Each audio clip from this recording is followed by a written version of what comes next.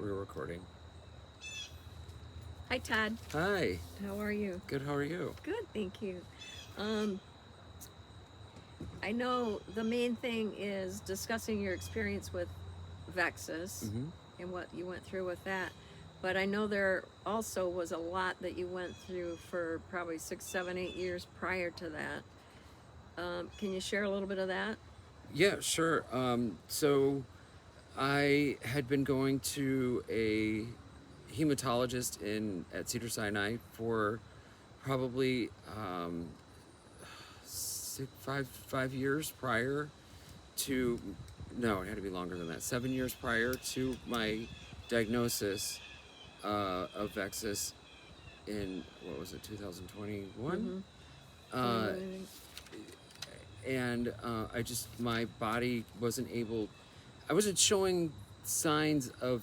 They couldn't figure out anything that was wrong with me because obviously VEXAS didn't exist then. Mm-hmm. This was in 2016, 17, 18, 19.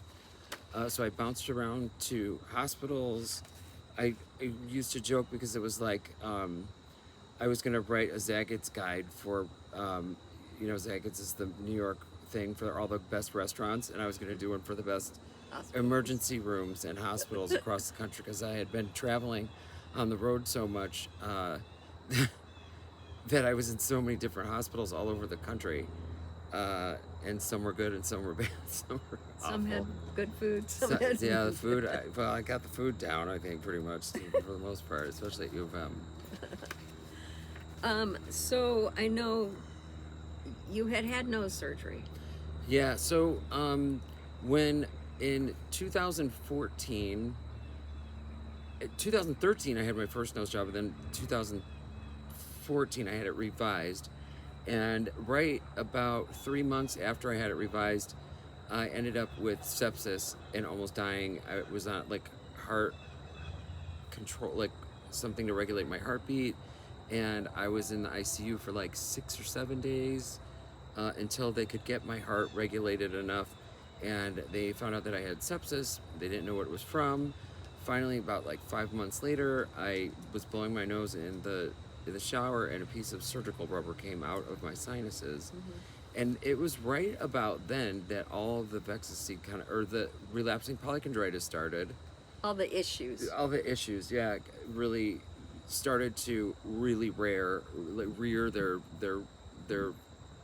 crazy faces. Like my ears swelled up, and my other ear swelled up, and that's when I went to my GP, and he was like, "Huh, I think you have this weird, strange disease called relapsing polychondritis, which is what most of you guys all know already." Is an autoimmune disease where it just your body just attacks all cartilage is like a in your body. Your body doesn't realize that cartilage is actually something that's supposed to be in your body, so your body just attacks it. So I would wake up and it was literally like spin the wheel of ailments. I would wake up every morning. There was like my eye would be swollen, or my knuckle would be swollen, or I couldn't move my ankle, or There was a my time, didn't you toe say was you couldn't go up swollen. and down your stairs, even Well, because your ankles were so sore?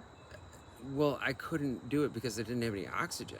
Ah, Towards the end of it, I just could. I was so oxygen deprived, but that was a little bit later. that was way later. Yeah, Mhm. because once they started, I think I started getting transfusions in about 2016, and it was like I would get a transfusion every 6 or 8 months, and then it was like every 4 months, and then it was every 3 months, and it was every 2 months, and it was every month. Then it was every like towards the end, like right in 2020, I was getting them almost every week, and that's when Judy freaked out.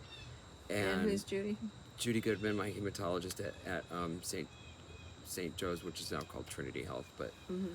Dr. Judy Goodman, love you.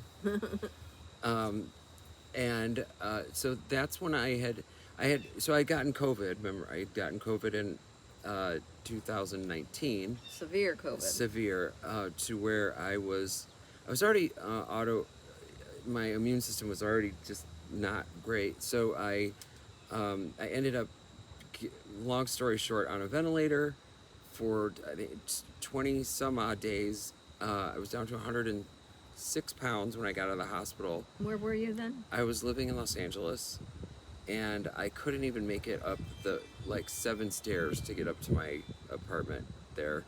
So I came back to Michigan, where that's where my family lives, and we.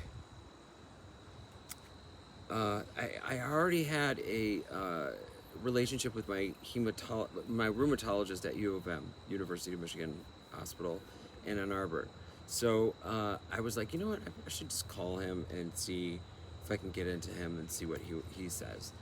And he, so random. I mean, so he's like, I go to the thing. He goes, you know, Todd, I could be treating you for your relapsing polychondritis, but there was this doctor here just like 2 weeks ago, and he was giving a talk on this new disease that they had just discovered at the NIH, but there's only like 25 or 50 people that have ever gotten it. It's like 1,000,000 to 1,000,000,000 to 1 chance that you have this, but I think you have it.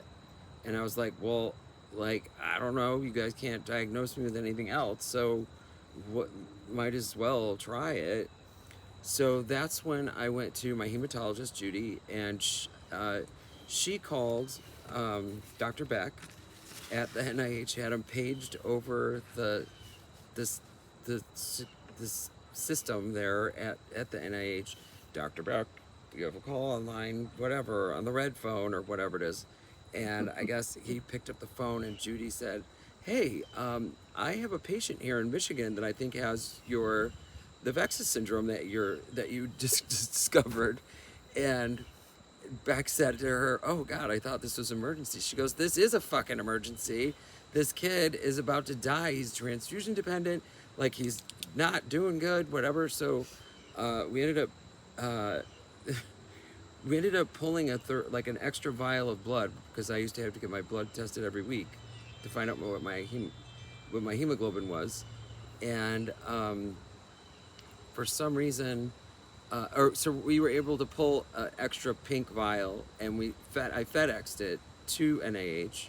This must have been in December-ish of 2019, maybe 19. I think 20. Oh, 2020. Okay. Yeah.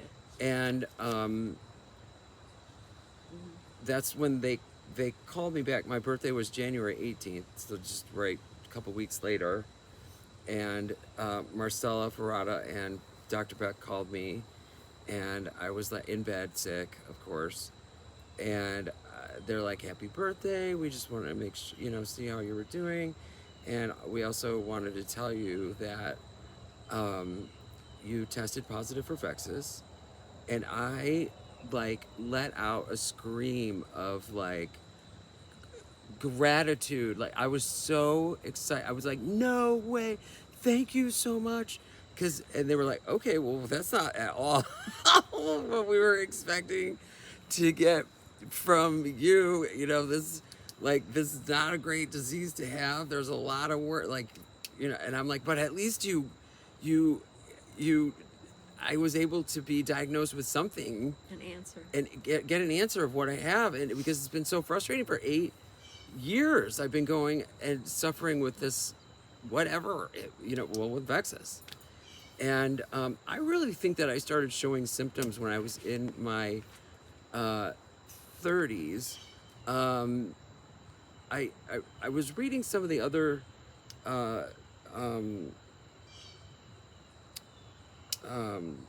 signs of it, and symptoms, yeah. And I remember in my early 30s getting this thrombosis in my arm right here, and none of my doctors could ever explain it. Then there were some other things that I'd read through, and I was like, God, I think I've been showing symptoms since I was like in my mid 30s, and then all through my 40s. And then I was diagnosed when I was on my 49th birthday. Was it my 49th birthday? Or think my so. 48th? Maybe 48. I think it was my 48th birthday. Yeah. Because, yeah, then I celebrated my 50th. I didn't think I was ever going to celebrate my 50th birthday. Yeah. Well, that was a lot of struggle you went through. It was a lot. It was a Yeah. lot. A lot. It was just so crazy because And COVID was discouraging, I'm going on, sure. and COVID was happening too. So, this VEXAS was the largest hematological, Discovery. in like a decade, but it got completely COVIDed, basically. It got washed over because of everything that was going on at NIH and Dr. Fauci, or whatever his name was. And anyway, so they flew me down to NIH, and I spent a week down there with Marcella and Dr. Beck, and she's so amazing. Marcella has been literally like a rock that I've had completely through this whole thing. I did get a little, they kept saying, oh, we'll do your bone marrow transplant here, we'll do your bone marrow transplant here.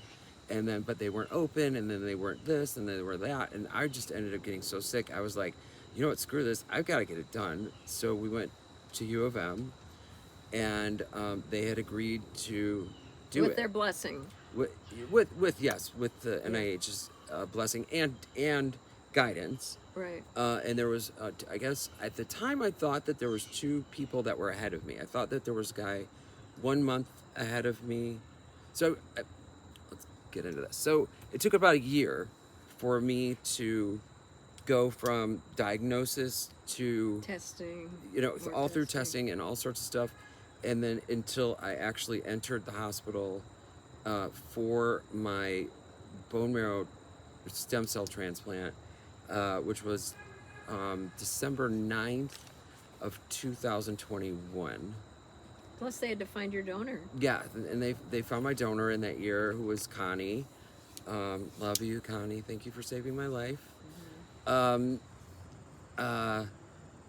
We matched 12 out of 10. You're supposed to match 10 out of 10 bars, or whatever they're called, something, lines of DNA. And we matched 12 out of 10. And she was, all I knew was that it was a 21-year-old girl. And when the guy brought, anyway, I wouldn't get into that later, yeah. So you've already covered some of your personal journey. Tell me what it was like once you were in the hospital, because I know you were in there for quite a while, like a month. Well, when I went in for when they admitted you for your bone marrow, or your stem because cell. I was in and out of the hospital for 8 years. Like, I was in the hospital more than I was out of the hospital. Right, but now we're admitted. Yeah. For your treatment. Okay, so that was December 9th of 2021. So then I had to go through my actual. So they admitted me on the 9th, but they have to do. It was like negative day 7 or something like that, and then my actual bone marrow transplant date is December 15th. Did they give you chemo? Yeah, so it was huge, crazy amounts of chemotherapy. Started the day after I got into the hospital, so like I think the 10th. I have all the calendars somewhere, Yeah. and I will say, like, it was just such a blur, the whole thing. But I do remember, I mean, just, I never threw up, which was, I was very fortunate. I got a little queasy, but I actually really liked the medication that they were giving me for the queasiness, because it just kind of put me out, like, almost made me like stoned without being stoned. I was just kind of like, Made everything easier to yeah, deal I was with, just pretty probably. lethargic, and just nothing really bothered me, and soothed my nerves. And So that served to kind of kill off your immune system, sort of. well, they had to kill my all of my my bone marrow. For when you get a stem cell transplant, they need to kill all of the bone marrow in your spine. Okay. So I was left with like no immune system at all. Right. Like, and this was even still during COVID. So the hospital visits were all very limited, and everything was just limited. And the hospital was crazy, and they were geared up like they would come in and into my Hazmat. room in hazmat suits. It was crazy. Um, so, were Well, there any challenges that really surprised you, or had they? well, you go through this whole thing of like this buildup of, you think like the stem cell transplant itself is going to be like, oh my gosh, this is going to be so, everybody's like, oh my god, that must be so painful or whatever. Not at all. I had to pick one of the some kind of pick into my heart. I can't remember the name of it, but all they did was, put a bag of stem cells, or 2 bags of stem cells, and there was like this pink jello-y looking stuff, Mhm. and they put it in, and maybe it took about an hour or two, and So it's like getting an infusion. basically, yeah, Okay. kind of like getting a transfusion. But they didn't have to go on your arms, which always looked like a junkie from Mhm. getting my blood taken out of my arms. Um, and not that I immediately felt better, but I immediately felt different. Mm. There, I just got a little warm. My face got a little flushed, and I don't know if it was just because maybe I had felt like I had hope or something. That could I don't have know. been helpful, knowing that you were on your way to Yeah, the other side of yeah, and getting then through it. yeah, could be, and then I think it was like another 37 or 38 days that because my health went, every day. I think your health goes like it goes like this.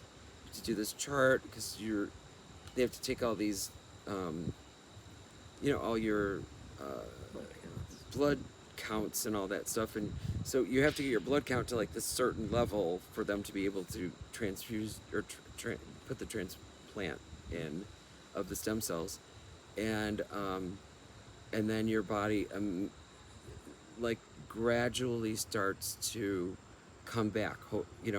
We pray for a comeback.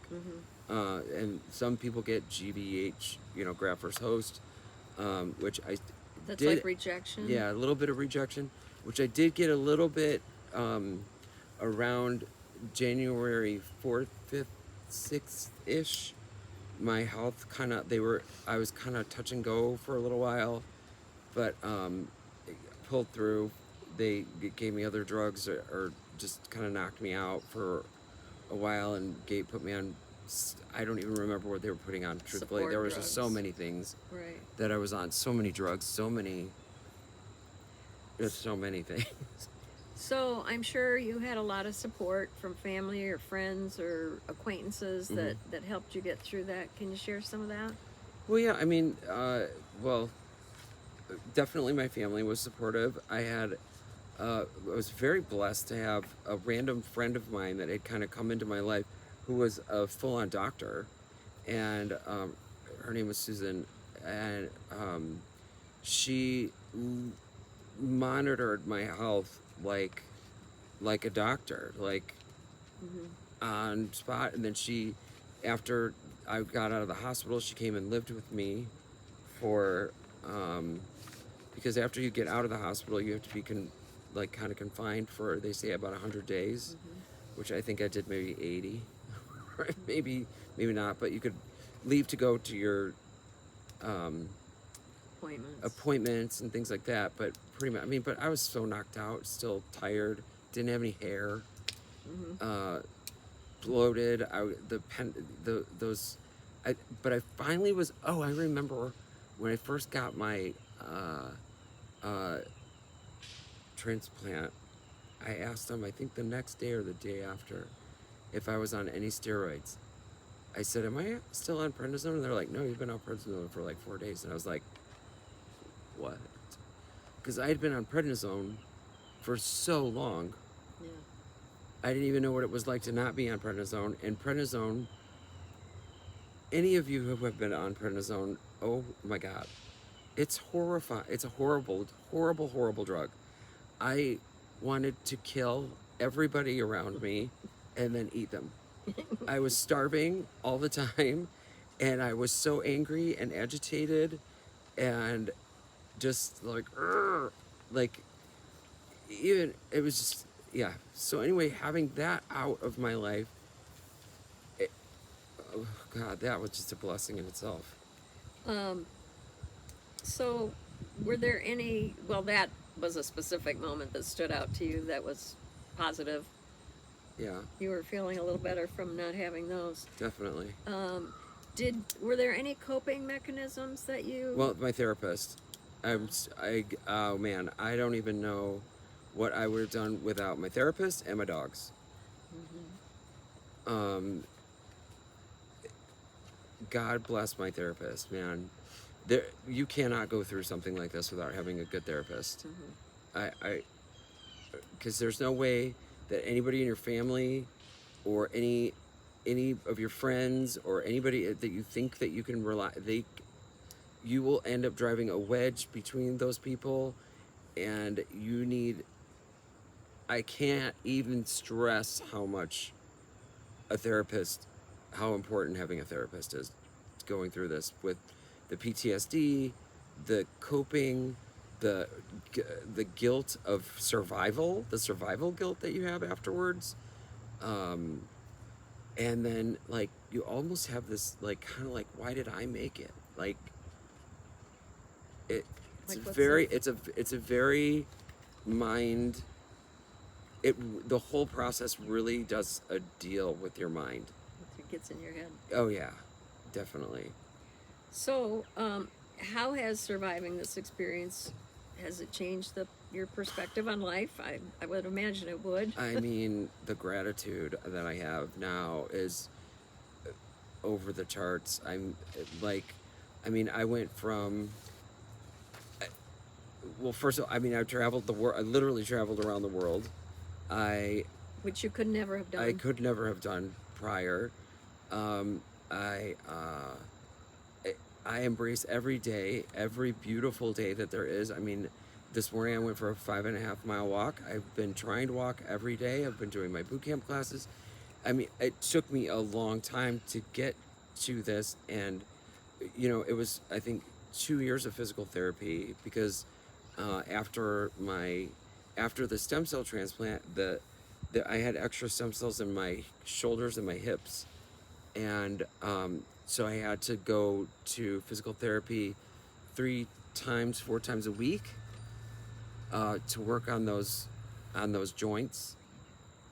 Um, mm, I feel like I remember you mentioning that when you were still in the hospital, when your body was accepting those stem cells, that the larger bones in your body were mhm. pretty painful. Yeah, I was very sore. Even still, I get like a little bit sore in my hips and my and my shoulders. But the doctor said, "You are 51 years old, Todd. You can't think that you're gonna be just like running You don't around look like a it. 21-year-old. Even though you have 23-year-old DNA, doesn't mean that you are 23 years old now. You still have the body of a 51-year-old man." Whatever. So, has this experience changed your priorities? You just mentioned you're tremendously grateful every day. Have you developed any new passions or things you want to work on? Well, definitely this VEXAS awareness situation is like my main. Well, it's surviving is my main goal, but secondly, I I cannot not give back. I can't, because of everybody that gave so much to me. There's no way that I could just go through that experience and just go, okay, I'm good, and not be able to get the word out, because there are so many people out there that need to know what this is. Every time I go to a doctor, they're like, "What's VEXAS?" They have no idea what it even is. So it that's so frustrating, and it's like, how am I supposed to get people to donate to a foundation if they don't even know what the disease is? Do you Um, know, are there any support groups for this? there, so another another woman that I got in touch with through Marcella, her husband had VEXAS. She set up the VEXAS support group. I think the VEXAS syndrome support group on Facebook, which we started. I think it was just her and I, and then sorry, Goldie, that's my dog, one of them. And now I know there's at least 600 or 700 people in it now, and it's been about a year. So, and that's like a Facebook global platform. Like, there's people from Norway and Spain and Italy and all over the world that are all now able to talk And share their experiences. and share their experiences. Yeah, or ask questions, which I love. They're like, "Hey, did you have a problem with these red spots on your legs?" And I was like, "Actually, I did. Don't go in the sun. Stay out of the sun. It's one of your medications that's reacting that way." Or you know, I love it when there's a question that somebody asks in there that I'm like, "Oh yeah, totally." Like, don't eat bacon. Stay the hell away from bacon. Oh. Anything high sodium content. When you're before, I mean, it would cause flare-ups. Like, I mean, I would walk by bacon, and my joints would swell up like crazy. I get these knots. I had to have surgery on my wrist because I had, well, the prednisone had destroyed all the muscles in my hand, but this little ball on my wrist was swollen up like I had a golf ball underneath it. So they had to do surgery on there and grind it all down and reattach my tendons, and that was a nightmare too. So maybe you would tell others, listen to your body when it's reacting, and try to get on things. I went on I think the best thing that I did for the flare-ups was I went to a pretty close to vegan diet, and I took any sodium out of my diet, no salt at all. I would look at the package of anything that I ate. If it had pretty much any kind of sodium in it at all, I would just not even buy it or eat it. But then, you know, I would listen to my body, definitely, from eating certain things and just not eat them if I would flare up the next day. Bacon, I just remember bacon being one, like, oh God. So, do you have any advice that you would give someone who's just been diagnosed with a serious illness like VEXAS or VEXAS?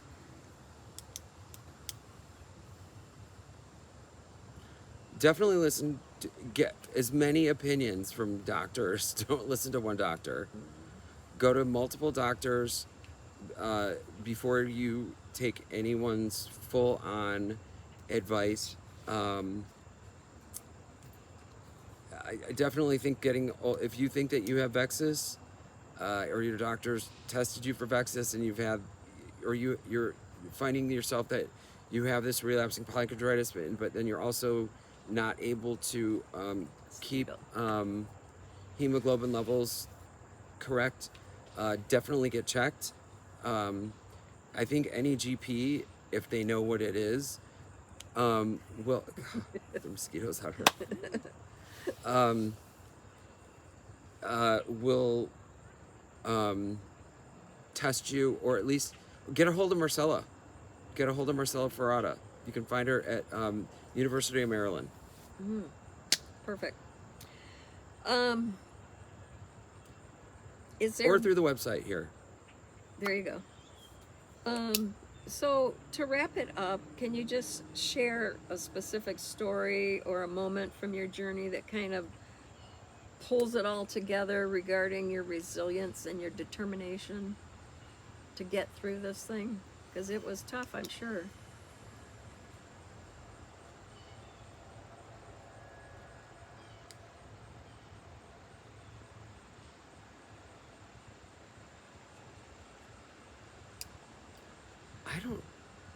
What's the question? Can you share anything specific, like a moment that would kind of describe how you needed to be resilient and determined to just get through this thing? There were just so many. Yeah. Yeah. I'm I And your faith, I'm sure.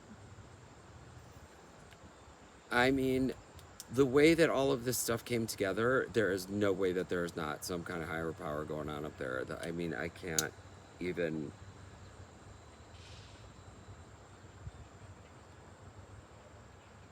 Yeah, I mean, there's no doubt that there were other things going on that I didn't know about, that I was not in control of. Well, that's another thing, is knowing that you're not in control of anything. You just have to wake up and show up and fight. Hmm. Well, that's some good advice. Thanks. Thanks, Todd. We're happy that you got through all this Thanks, and that me you can too. share all this with others. I'm grateful that I can. Yeah. Yeah.